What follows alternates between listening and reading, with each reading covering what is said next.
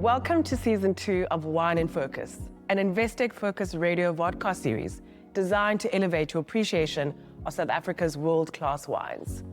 As proud sponsor of the Investec Trophy Wine and Spirits shows, Investec is dedicated to showcasing the quality, potential, and global competitiveness of our local wine industry. I'm your new host, Palesa Mapheelle, a marketer at Investec and co-founder of Wineish, a marketing and experiences platform for all South Africans. In this episode, we're stepping inside the judging room. We'll unpack why a competition like the Investec Trophy Wine Show matters, how wines are assessed, and what judges are really looking for when they award a trophy. Joining me today is Michael Fridjhon, chair of the Investec Trophy Wine Show and one of South Africa's most respected wine authorities. Michael has been instrumental in shaping the show into one of the most rigorous and respected wine competitions globally. Also joining us today is Heidi Mäkinen, Master of Wine and International Judge. Heidi brings a global perspective to the judging panel with deep expertise across international wine markets and standards. Let's get into it. Welcome to you both, and thank you very much for joining us on Season 2 of Wine in Focus. In the last season of Wine in Focus, you spoke about the importance of competitions and the need for them to be more rigorous, more international, and more aligned to global standards.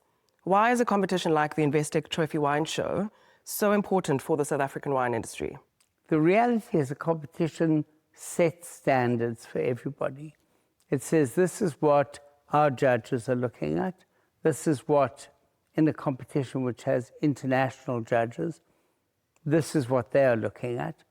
And it says to the producers, if you want to play in the kind of edge, the cutting edge, whatever you want to call it, where the universe of commerce and the universe of survival come together, you need to pay attention to what is being said in this space.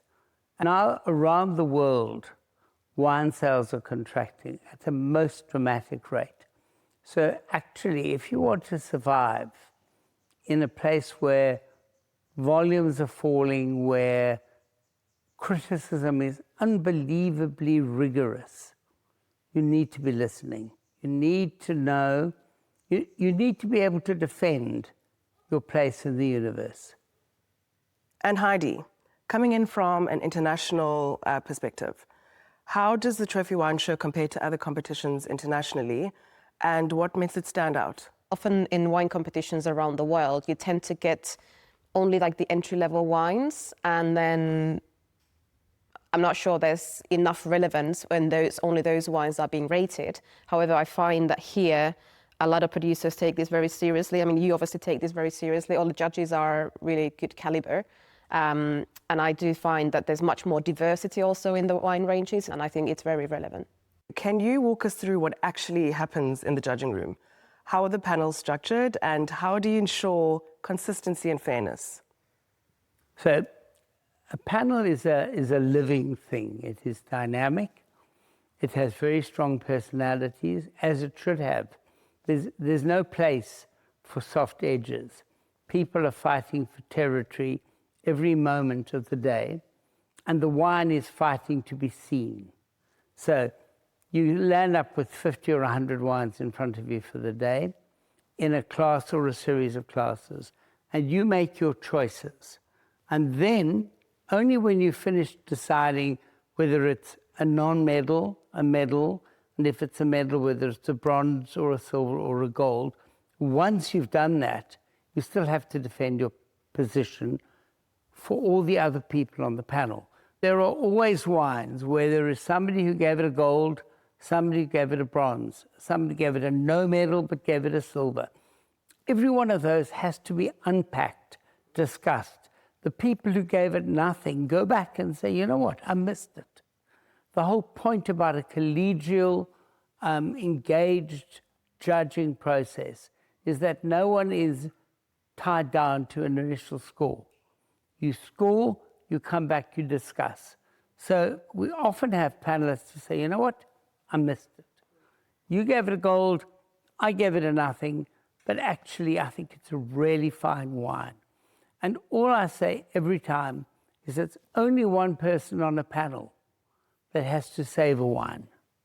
and it's also one person on a panel who can condemn it. 3 people can say this is splendid. One person says it's volatile, it's dirty, it's got bacteria, whatever it is. At that point, everyone goes back, gives it a second look, and the role of the chairman is often, dare I say, diplomacy.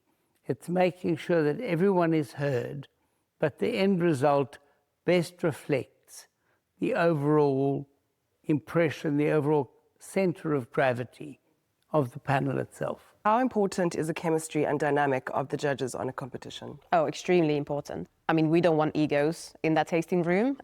We do want opinions, we do want firm opinions, but we also need to be able to have a constructive conversation.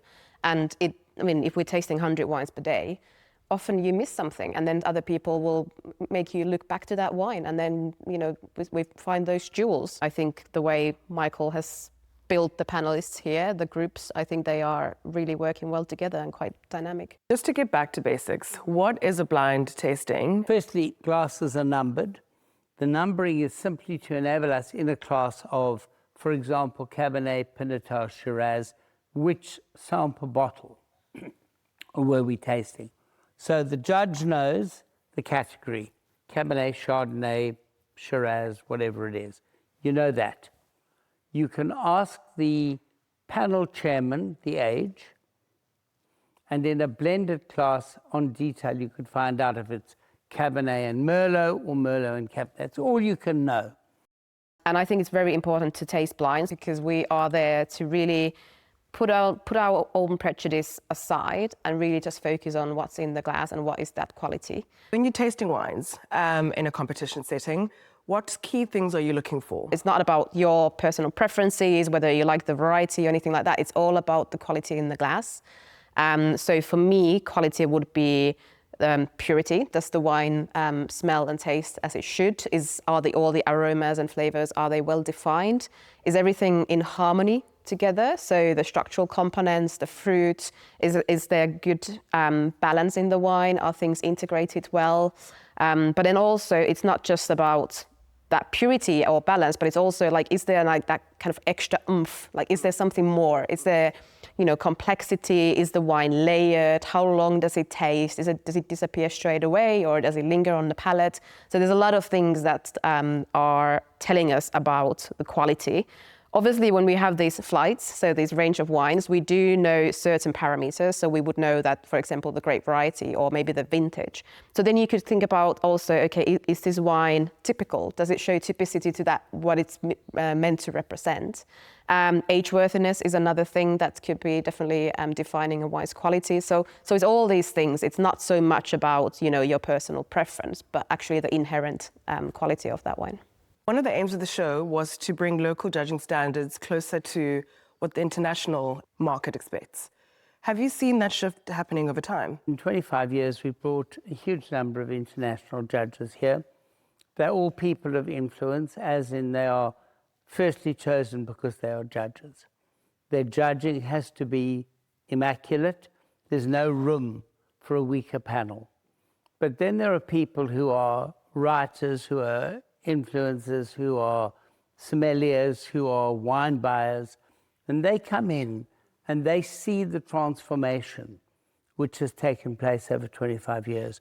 And we've gone from an industry which really was a bulk wine producer selling cheap £2.99 bottles in the UK market, to a country which is regarded by many of certainly the most influential international critics as the most exciting wine industry in the world, where there are producers who are going out, finding old vineyards that were forgotten about, bringing in the fruit, not because the vines are old, but because the fruit is interesting. We've gone from a completely cynical approach to getting wine onto the shelf of a supermarket into a country which is recognized as at the very cutting edge of fine, nuanced, individualistic wine that is not easily categorized as Bordeaux or Burgundy or Rhone or Europe or Old World or New World, but wine that has more personality per centiliter of fluid than any other product available in the market. Thank you for indulging us and bringing us into your worlds. And thank you for being on this episode of Wine in Focus. Thank you. Thank you.